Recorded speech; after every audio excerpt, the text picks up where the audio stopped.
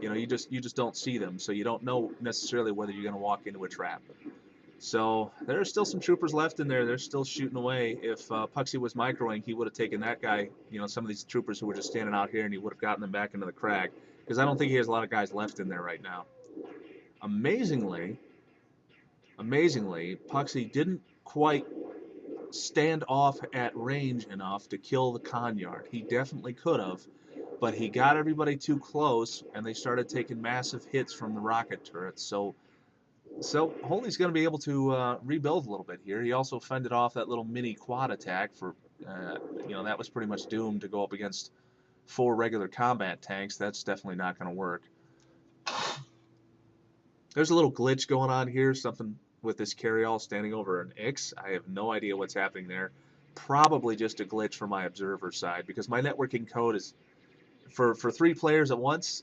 It's not great. You know, I'm just one guy. I mean, it's not like I have some dedicated servers out there and I have some horsepower like other companies. So, um, you know, all that stuff is handled by the host, and he looks like he's trying to drop something off at a really funny place. I don't know what's going on there.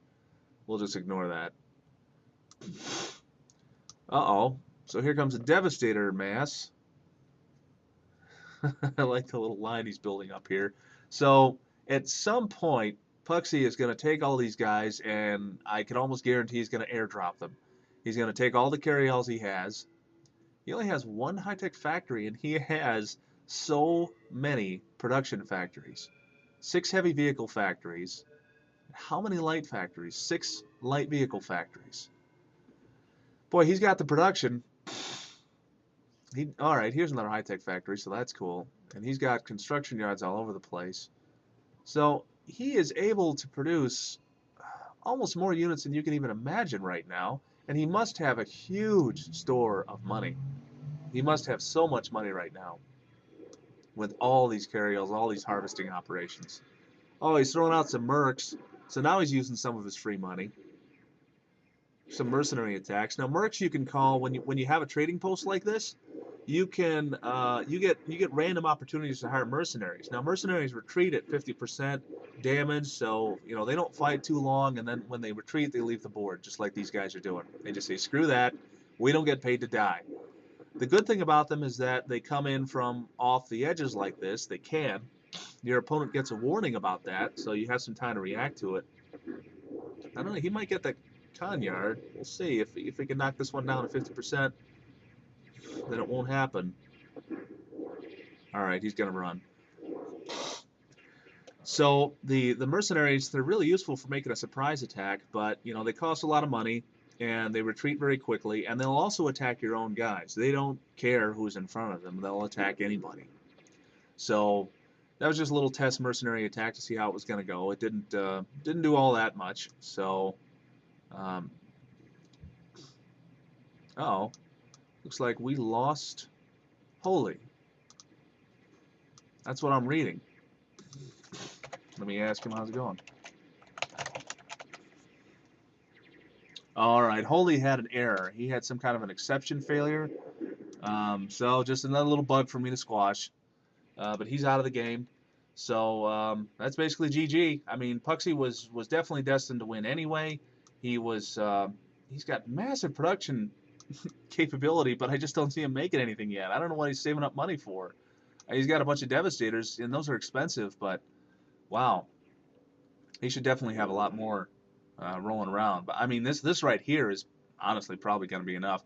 Um, Even though Hohli is gone, I'm just going to wait and we're going to watch these guys roll in because I just want you to see, you know, the Devastators in action. They work differently from the old game. They fire this blue plasma shot. It's very slow, but it's extremely powerful. They are the preeminent tank destroyer, just about everything destroyer.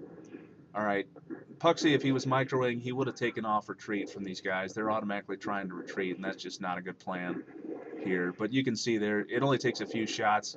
Infantry are kind of the bane of the Devastator because their rate of fire is so low. Oh boy. Watch these 5 guys. They're going to last much longer than you'd want them to. These little 5 infantry. They're getting lucky. They got lucky with some shots, but there's still 2 infantry, 2, maybe 3 infantry left taking shots, and they're just hard to hit. So look at that. All the time these Devastators are trying to hit these infantry, They're getting shot by the rocket turrets. And again, something to keep in mind is in my game, you know, all units automatically shoot at the closest enemy. You know, you don't get to like shoot through 30 tanks in front of you as if they're all invisible or something. You just, you can't attack a specific unit. You attack the closest threat.